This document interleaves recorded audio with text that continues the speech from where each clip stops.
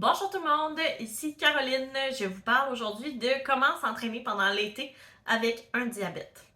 Donc, il y a certaines choses à considérer quand on veut bouger dehors à la chaleur, au soleil, versus si on bouge pendant l'hiver, pendant les autres saisons qu'on a la chance d'avoir au Québec. Évidemment, ce message, cette vidéo ne s'adresse pas aux gens qui vont s'entraîner à l'intérieur, ça n'aura pas d'impact, mais même si vous vous entraînez pas, si vous passez une journée dehors, il y a certaines choses à considérer quand il fait plus chaud, simplement. Donc, quand on a un diabète, on a nos vaisseaux sanguins vont moins bien réagir aux changements de température que monsieur, madame, tout le monde. On va avoir tendance à avoir des vaisseaux un petit peu plus constrictés. Donc, ça veut dire un peu moins, moins ouverts, en fait. Donc, les échanges de chaleur entre mon corps et l'extérieur vont moins bien se faire. Ça va être plus difficile. Je vais être plus à risque de faire un coup de chaleur. Donc, ça, c'est à prendre en considération si vous voulez passer une journée dehors, au soleil, à la chaleur. Ça va être important de protéger votre tête du soleil, porter un chapeau, une casquette, peu importe. Chercher l'ombre. Vous hydrater bien comme il faut pour réguler la température, mais aussi éviter la déshydratation. Si on est déshydraté, notre glycémie, notre taux de sucre dans le sang va être augmenté. Donc, ça nous met plus à risque pour toutes sortes de complications. Et là, on ne veut pas s'en aller là. Pourquoi j'ai besoin d'avoir des bons vaisseaux pour bien réguler ma température corporelle et pourquoi je voudrais réguler ma température corporelle? C'est quoi le problème? En fait, c'est que si ma température à l'intérieur de mon corps est trop élevée ou est trop basse, ben là, c'est que ça met en danger mes organes vitaux. On veut pas ça. On veut rester en vie. On veut avoir tous nos organes qui fonctionnent comme il se doit. Donc, pour régler la situation, le corps met en marche plusieurs mécanismes pour dégager cette chaleur-là. Là, je parle dans le cas de l'été, de la chaleur. Pour dégager de la chaleur et éviter que on cuit de l'intérieur, excusez l'image, parce que veut pas, la chaleur de l'extérieur est plus chaude que nous, donc la chaleur va aller vers l'intérieur. Ben là, nous, on veut pas que notre température interne augmente trop, donc le corps va mettre toutes sortes de choses en marche pour qu'on dégage de la chaleur, donc on va envoyer plus de sang en périphérie, donc plus de sang vers la peau, ce qui fait en sorte qu'on va vouloir passer plus de sueur, on va vouloir dégager de l'eau et la réaction de la sueur qui sèche au vent, au soleil, va enlever de la chaleur de notre corps. Ça fait partie des choses qui vont permettre de réguler notre température interne. Si vous êtes une personne qui ne sue pas, ben là, ça rend les choses un petit peu plus compliquées, mais règle générale, si vous êtes une personne qui ne sue pas, votre corps va trouver d'autres façons de régler votre température. C'est juste qu'on est un peu plus à risque de faire un coup de chaleur. Il faut faire attention. Pour éviter les coups de chaleur, comme je disais tantôt, se protéger du soleil, boire de l'eau fraîche, chercher l'ombre autant que possible. On s'empêche pas de sortir dehors dans une journée où il fait 40, mais il faut faire attention. On fait pas exprès pour passer la journée au soleil.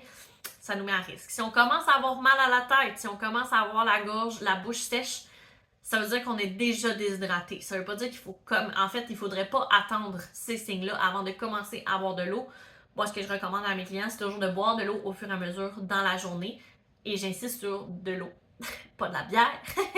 L'alcool, c'est quelque chose qui va me déshydrater. Le café, c'est quelque chose qui va me déshydrater. Donc, de l'eau, du jus, du Gatorade, des choses qui vont venir m'hydrater le plus possible. C'est vraiment ce qu'il y a le mieux.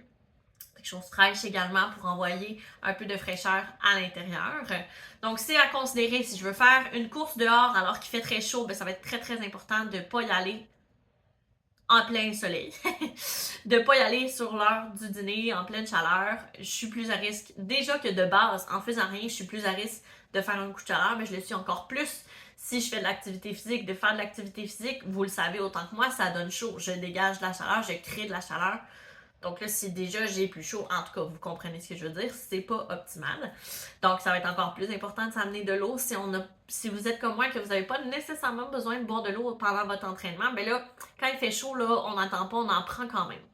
Si vous voulez faire l'exercice quand vous allez vous entraîner à la chaleur, si votre poids avant et après l'activité physique a descendu de plus de 1% de votre poids corporel. Donc, mettons que je pèse 100 livres. Si après mon entraînement, je pèse 95 livres, j'exagère, ça n'arrivera pas. Mais mettons, là, on parle pour parler. Ben là, ça c'est dangereux. Ça veut dire que j'ai perdu trop d'eau. Donc, c'est important pour moi de m'hydrater. Ça va être important de prendre des électrolytes aussi pour éviter de faire des crampes, éviter que mes organes se mettent à moins bien fonctionner. Voilà, donc ça va être important de contrebalancer tout ça. Ceci étant dit, c'est important de bouger quand même pendant l'été, mais il faut prendre ça en considération. On va vouloir bien s'habiller également. On ne veut pas s'habiller trop chaudement. On veut s'habiller avec des couches qui vont venir absorber ma sueur, qui vont me permettre de respirer également. L'imperméable en plein été, pire idée. C'est vraiment, vraiment, vraiment dangereux. C'est vraiment pas une bonne idée. Évidemment, s'il pleut, c'est correct, mais si c'est une grosse journée qui fait chaud, vraiment pas une bonne idée, c'est dangereux. Les coups de chaleur, c'est très, très, très dangereux. On n'y est pas avec ça. Si vous commencez à vous sentir pas à l'aise, des étourdissements, un malaise, un vertige, tout ça, là, c'est signe que ça va pas. On va s'asseoir, on va prendre de l'eau, on va aller à l'ombre, on va essayer de diminuer notre température corporelle. Ça vient de pire en pire. On appelle au moins Info Santé. On peut même appeler l'ambulance s'il faut, pour être certaine que notre température se stabilise. Donc, voilà, c'est ce que j'avais à dire par rapport à ça. Portez votre crème solaire toujours, évidemment. Mais sinon, à part de ça, c'est pas mal mes conseils par rapport à l'activité physique pendant l'été, quand on a un diabète. Attention au coup de chaleur, attention à la déshydratation. Puis c'est ça. Vérifiez votre taux de sucre aussi. D'une personne à l'autre, ça va varier. D'une journée à l'autre, ça va varier. Vous le savez autant que moi, le diabète, c'est pas si simple que ça à gérer. Mais pendant l'été, c'est ça. Faites des tests. Assurez-vous d'être accompagné quand vous faites dans votre processus d'entraînement pendant l'été. Si vous partez faire une course alors qu'il fait très chaud, assurez-vous que quelqu'un est au courant que vous partez faire votre course. Si la personne n'a pas de nouvelles après un tel laps de temps, faut qu'elle sache que ça va pas. Moi, ça m'est déjà arrivé de dire à ma mère, je m'en vais courir. Si dans 1 heure, je suis pas là, tu viendras me chercher, tu m'appelleras, je vais avoir mon téléphone sur moi. C'est ça. Ça m'est arrivé aussi de devoir m'arrêter à quelque part pour boire de l'eau et tout. Et j'ai pas un diabète, donc prendre en considération. S'il fait trop chaud, on fait attention, on reste à la maison, on fait de l'entraînement à l'ombre, à l'air climatisé. Ça peut être tôt le matin, ça peut être tard le soir, mais sur l'heure du dîner, ou même, on dit souvent l'heure du dîner, mais bien honnêtement, jusqu'à 4 heures, il fait quand même très chaud au Québec, donc c'est à prendre en considération. Donc sur ce, si jamais vous avez d'autres questions, ça va me faire vraiment plaisir d'y répondre. N'hésitez pas à m'écrire. Puis sinon, c'est pas mal ce que j'avais à vous raconter, à vous expliquer pour l'activité physique pendant l'été avec un diabète. Je vous souhaite de passer une belle journée et on se revoit dans une prochaine vidéo.